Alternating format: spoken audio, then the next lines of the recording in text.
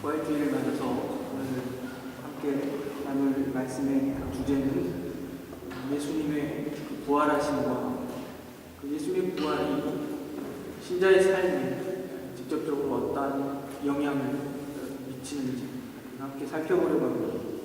우리 주일학교 어린 자녀들도 함께 있기 때문에 설교에 앞서서 미리 중요한 내용들을 요약해서 말씀을 먼저 드리겠습니다. 예수님의 죽으심까지, 예수님이 오시고 죽으심까지 구약 성경으로부터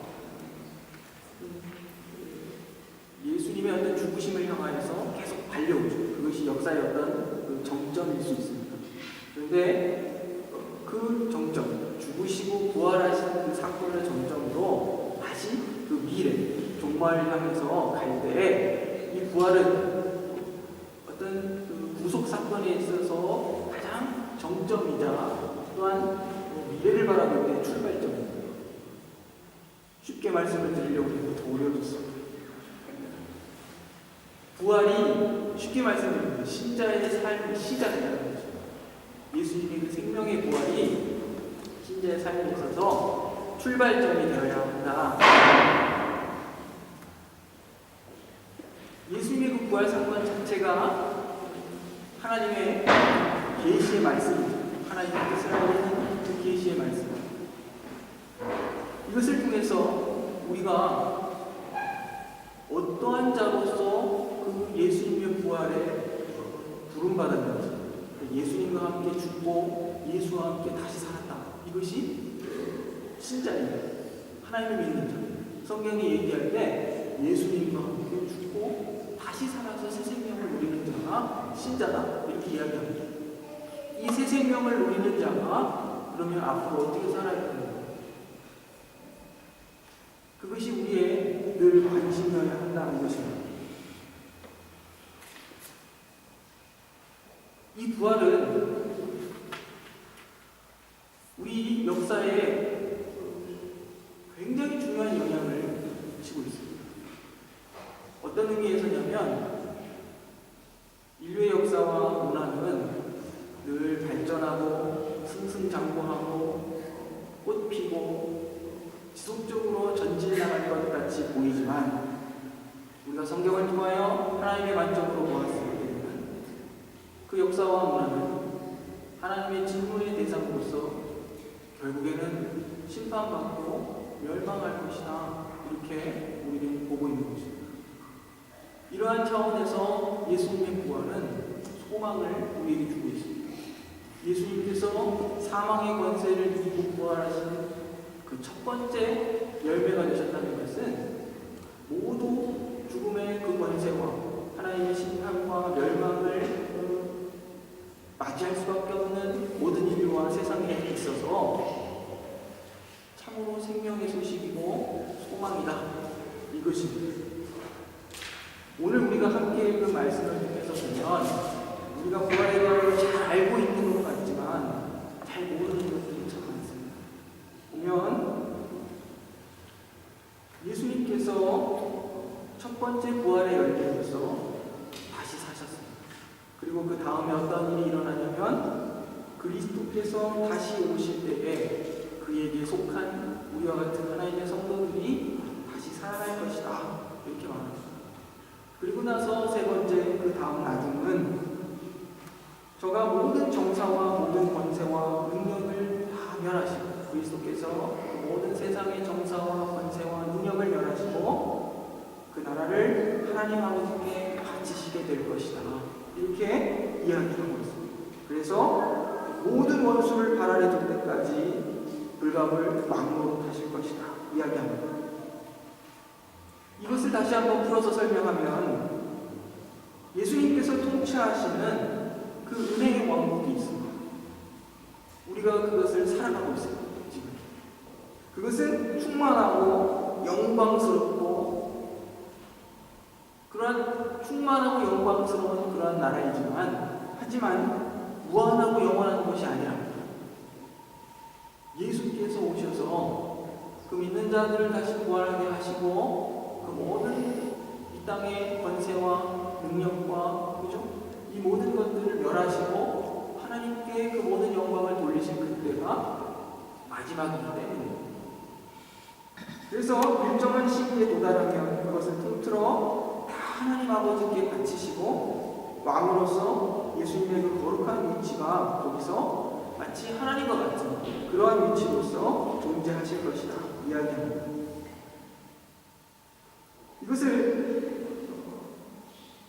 이러한 그 큰 일의 내용은 부활이라는 결정적인 사실을 통해서만 우리가 이해할 수 있는 내용입니다.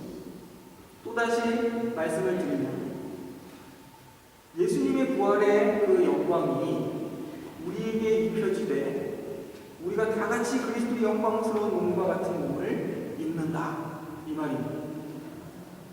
그리스도께서 영광스러운 몸, 자유로운 몸, 썩지 아니할 몸, 신령한 몸을 입은 것 같이 우리도 그와 같은 자유롭고 썩지 않고 거룩하고 신령한 몸을 입게 된다 이 말입니다. 예수 그리스도와 연결되어 있는 그 교회는 영원하고 우리는 그리스도와 연결되어 있는 그러한 존재로서 찬란한 빛을 발휘하고 살고 그리스도께서 경영하시는 그 경영하시는 내용으로서 그리스도의 그 통치의 그 모든 사역에 함께하는 그런 충만한 위치에 이르게 될 것이다 이것입니다. 에베소서의 표현이랑 같습니다. 하나님께서 그리스도에게 모든 통치의 권한을 주시고 그리스도께서는 교회를 통하여서 이 땅에서 하나님의 그 역사와 통치를 이루어 가신다 이것입니다. 교회가 그래서 충만하고 영광스럽다 이 말입니다. 이것이 부활하신 예수님께서 앞으로 하실 일인 동시에 우리가 예수 그리스도의 부활을 본받아 그와 연합해서 새로운 생명으로 새로운 영광으로 입고 살아갈 사실을 가르치는 그러한 성경의 내용입니다. 성경이 우리에게 가르치는 것은 우리가 지음받은 목표, 그 목적 그것이 무엇인가를 알려주는 겁니다. 하나님께서 그리스도를 통하여 이 땅을 다스리시는 그 일에 또 그리스도께서 교회를 통하여 그 일을 하신다는 것입니다.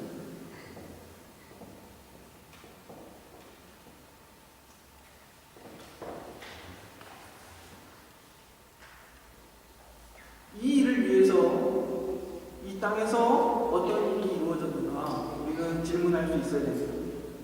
예수 그리스도께서 당신의 부활을 우리에게 구체적으로 보여주시고 증명하셨을 뿐만 아니라 부활의 그 거룩한 생명을 우리 모두에게 나누어 주셨습니다.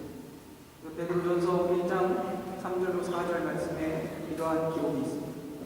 찬송하리로다 우리 주 예수 그리스도의 아버지 하나님이 그 많으신 긍휼대로 예수 그리스도의 죽은 자 가운데서 부활하심으로 말미암아 우리를 거듭나게 하시고 산 소망이 있게 하시며 썩지 않고 더럽지 않고 쇠하지 아니하는 기업을 있게 하시니 곧 너희를 위하여 하늘에 간직하신 것이라 이렇게 기록하고 있습니다.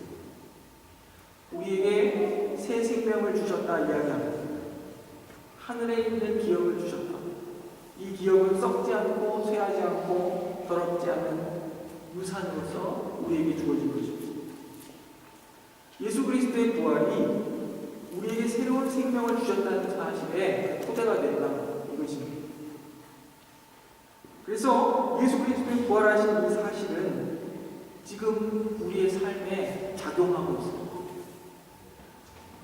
부활의 주님께서 그 부활의 생명을 우리에게 공급해 주심으로써 우리 자신이 그리스도적인 그런 새로운 생명으로 다시 창조되어서 새로운 피조물로서 이 땅에 살게 되는 것입니다.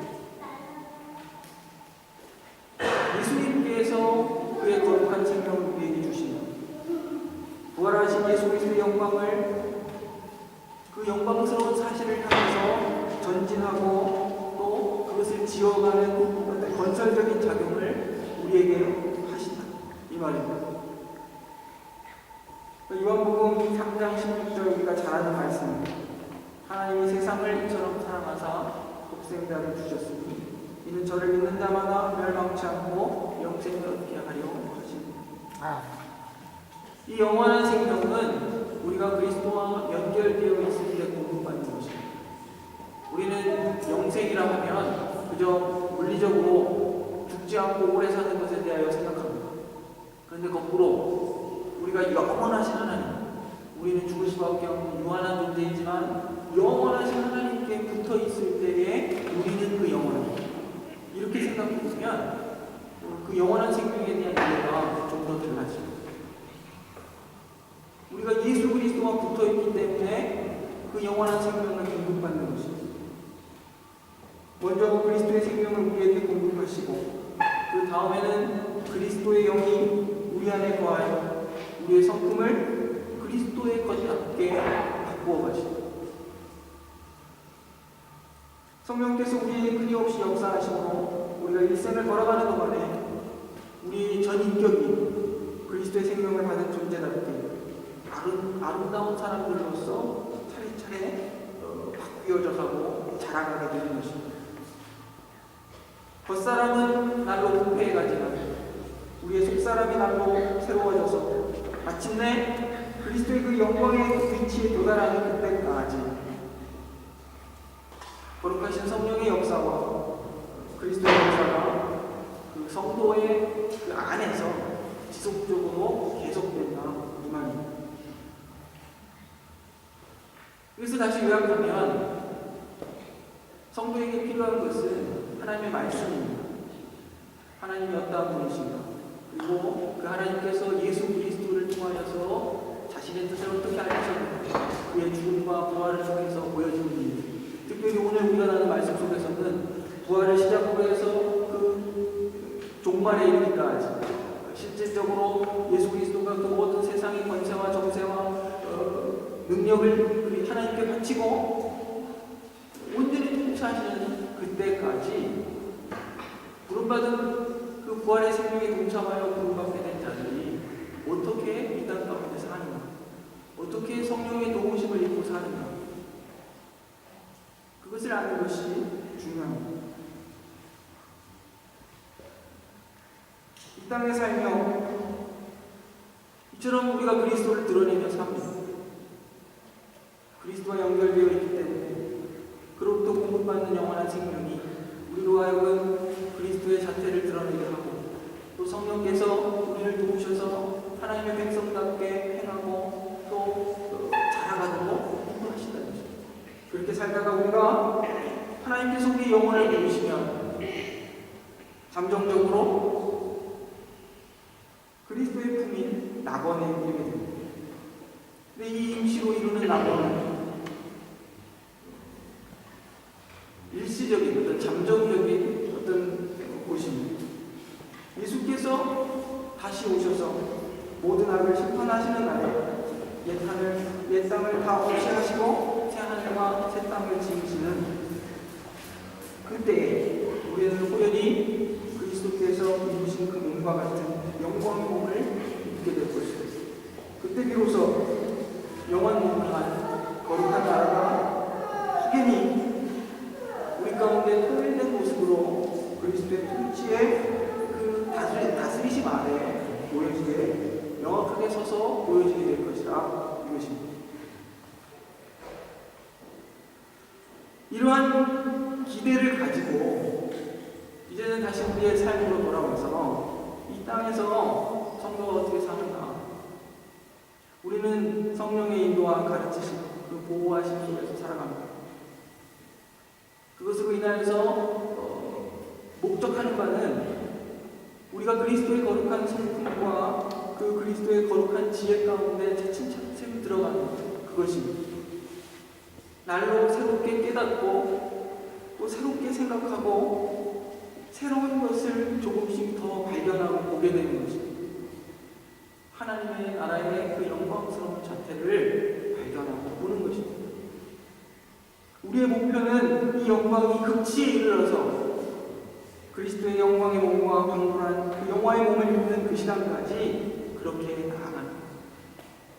제가 이렇게 복잡한 설명을 드리는 이유는 우리의 신앙이 그저 내가 구원받고 생명을 얻었다, 이것으로 그치는 것이 아니라는 것입니다. 성경은 그 이후에 그리스도가 오셔서 어떻게 그 나라를 극치에 이르게 하실 것인가, 그것에 대하여서 말하고 있습니다. 그 나라가 극치에 이를 때까지 성도는 이 땅에서 어떻게 살아야 하는가, 그것을 말하고 있습니다. 부활의 생명을 가진 자로 사는데 그것이 그러면 헛된 표어인가? 이것입니다. 정말로 우리가 그리스도에 연합되어 있어서 지금도 그리스도로부터 생명을 공급하고, 그래서 우리가 알게 모르게 그리스도의 풍성을 닮아가고 그리스도의 자태를 드러내고 하나님의 나라의 그 감추어진 비밀스러운 영광과 그 깊은 내용들을 알아간다는 것입니다.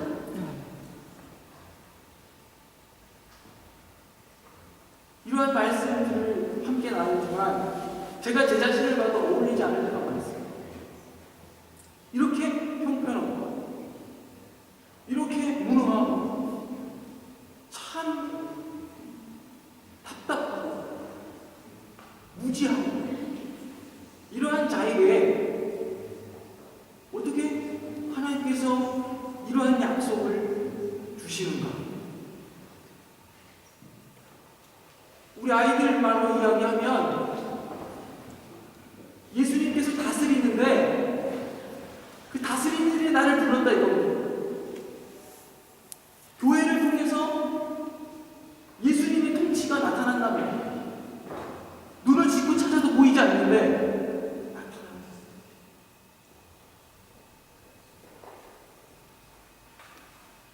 성령께서 우리 안에 그 일을 하신다. 예전에는 미처 생각지 못했던 것들을 생각해가고, 예전에는 알지 못했던 것들을 깨달아가고,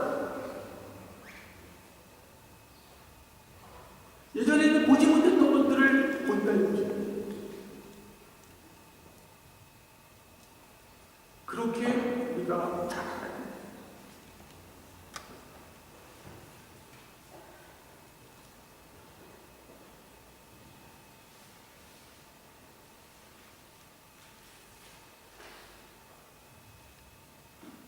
부활의 생명을 받은 자들이 이 땅에 살면서 다양한 생활의 양식들을 취합니다. 다양한 직업들을 가지고 살아가고 다양한 삶의 어떤 환경 속에서 살아갑니다. 신자라고 해서 거룩하게만 교회 안에서만 사는 것이 아닙니다. 우리 생활에 필요한 모든 일들을 행하며 살아가는 것입니다. 그런데 그것을 일일이 가르쳐서 교회를 하지는 않습니다. 하지만 그것은 모두가 하나님께서 그 우리 각 사람을 통해서 이 땅에 자신의 통치를 드러내시는 그 일에 쓰임받는 그런 삶의 자리입니다. 그것을 교회와는 좀 다른 말로 그리스도의 은혜의 왕국이라는 이야기입니다. 하나님의 백성들이 세상의 곳곳에서 하나님의 백성으로서 이 세상의 모든 필요와 일들을 감당하며 사는 겁니다. 학문을 하고 이성적인 활동들을 하고 어떤 생산적인 일들을 하며 예술과 문화와 이런 것들을 창조해갑니다. 우리는 하나님의 자녀들로서 다양한 삶의 방식을 가지고 하나님의 통치를 이 땅에 시행하는 것입니다. 교회의 일은 그리스도의 풍성을 나타내는 것입니다. 우리 각자가 하나님의 나라와 그 일을 실현하는 어떤 각 개별적인 객체로서 존재하고 있습니다. 하지만 이것에 대하여서 교회를 하지 않습니다. 이것과 비교하여 교회는 좀 더 다르게 설명됩니다. 그리스도와 한 몸을 이루어서 신령하고 거룩한 자태를 땅에 보이고, 또한 그리스도의 그 거룩한 뜻과 능력과 영광을 땅에 비추는 것, 그것이 교회라 말하고 있습니다. 교회란 예수 그리스도의 생명의 그 완전한 통일성을 가진 자들이 모일 때, 즉 그리스도의 그 거룩한 성품을 가진 자들이 모여서 완전히 하나를 이루어 그 거룩하고 신령한 자태를 나타내고, 그 의미가 그것에서 명확해질 때 개인이 아니고 전체로서 거룩한 자태를 드러내는 것, 그것을 가지고 교회라 이야기합니다.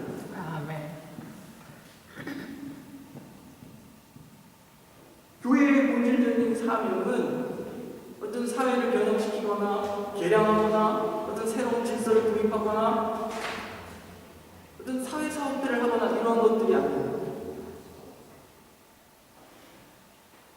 사회를 좀 더 따뜻하게 만들기 위하여서 아름다운 곳으로 만들어야 되겠다 하는 그 모든 사업들, 구제와 자선과 같은 그 모든 그 시혜를 베푸는 사업들이 교회의 공신적인 사명은 아닙니다. 우리가 이러한 구제와 긍휼의 사업을 하는 것은 다만 우리에게 그리스도의 품성이 있기 때문입니다. 그런 일들은 우리 안에 있는 그리스도의 품성들을 발현하는 것뿐이지 교회가 어떤 프로그램을 세워서 앞장서 하는 일들이 아닌 것입니다.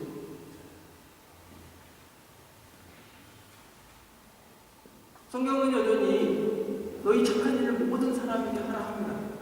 하지만 믿는 자들에게 더욱 신경 쓸 것을 권고하고 있습니다. 왜 그러겠습니까? 기억하십시오. 모든 사람에게 우리의 착한 일을 해야 합니다. 그런데 더욱 믿는 자들에게 하라. 믿는 자들에게만 하라는 것이 아니라 모든 사람에게 하되 더욱 믿는 자들에게 하라.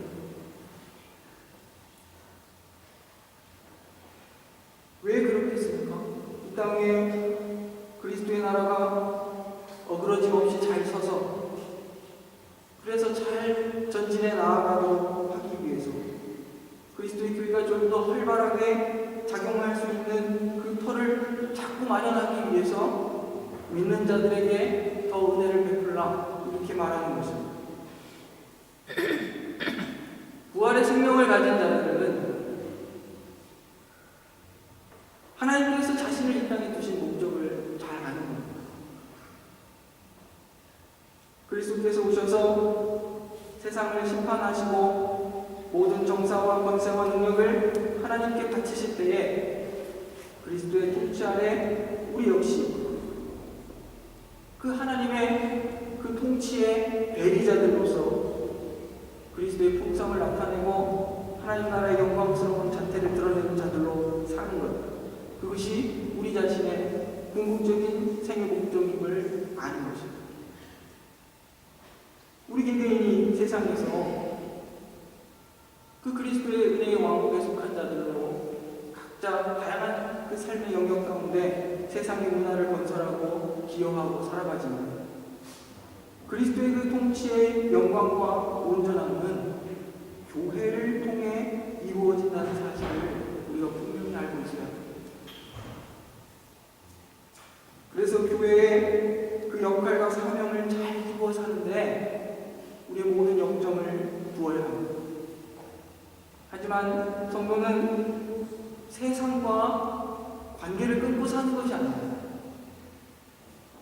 여전히 삶의 모든 영역에서 세상 문화에 목표를 두고 나아가는 것이 아니라 하나님의 그 다스리심이 우리를 통해 실현되도록 그렇게 해야 되겠다는 그 확신 가운데에서 날마다 깨닫고 자기의 일을 감당해 사는 것입니다. 아멘.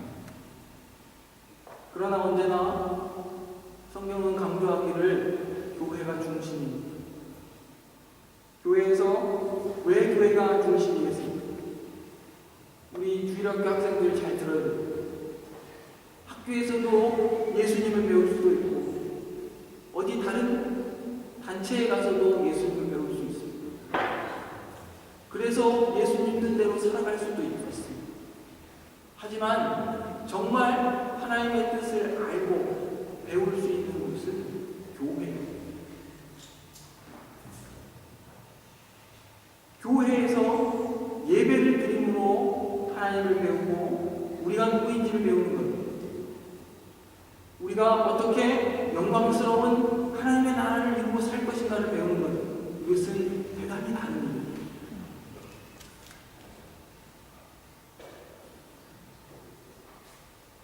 언제나 하나님의 자녀들은 하나님을 경배하고 거룩한 마음을 가지고 교회에서 하나님의 말씀을 듣고 배우고 깊이 깨달아야 합니다. 하나님을 바르게 예배하는 자는 자기의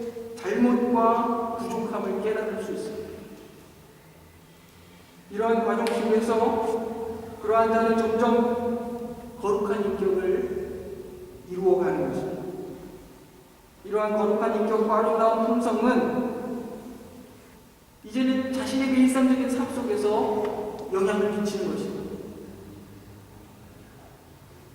단순히 어떤 도덕적이고 윤리적인 부분에서뿐만 아니라 어떤 일을 해도 나는 하나님을 의지해서 한다.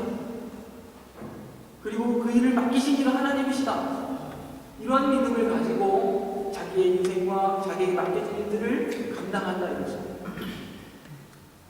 그때 하나님께서 지혜도 주시고 지식도 주시고 용기도 주시고 마음도 주시는 겁니다. 그렇게 은혜를 받아서 진지하게 그 일을 감당하는 것, 그것이 우리의 사명입니다. 이렇게 부활하신 그리스도와 우리가 연결되어 있어서 비로소 내가 존재하는 그 의의와 목적과 그 우리의 인생의 방향이 바로 서가는 것입니다. 거룩한 그리스도의 백성이 전진하는 길은 이런 방식으로 존재하는 겁니다. 참 그 전진이 오히려 후퇴하는 듯 보일 때도 있고 더디고 보이지 않을 때도 있습니다. 하지만 하나님께서 약속하셨습니다. 우리가 그리스도의 그 자태를 닮아가 우리로 하여금 하나님 나라의 그 의가 그 나라의 성격이 나타나게 될 것이라 약속하셨습니다. 제가 우리 예배에 앞서 큰 인재 사고를 접하고 회개의 기도를 하게 되는 것은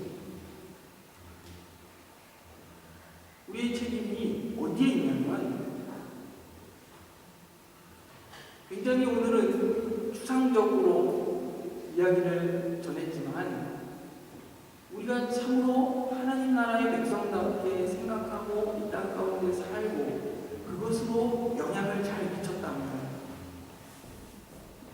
세상은 어쩔 수 없이 늘 하나님과 반대하여 가고 자기를 위해 살고 욕심으로 살고 멸망으로 달려가는 것이고 거기에 누군가 한 사람 그리고 누군가 그 공동체로서 교회가 그것과 전혀 다른 길을 걷고 하나님의 뜻을 말하고 그렇게 생각하는 자들 그러한 방향을 가지고 사는 자들이 거기 있으면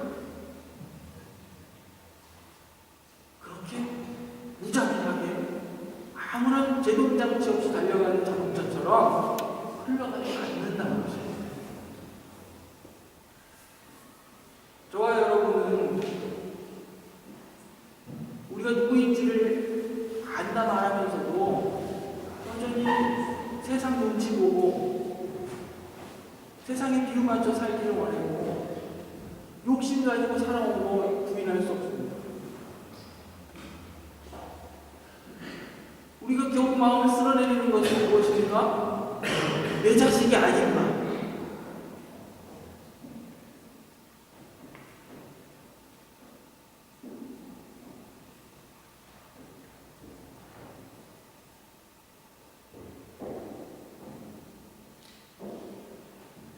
부활의 생명을 믿고 사는 자 많이 생각하고 많이 배우고 제대로 볼 수 있어야 됩니다.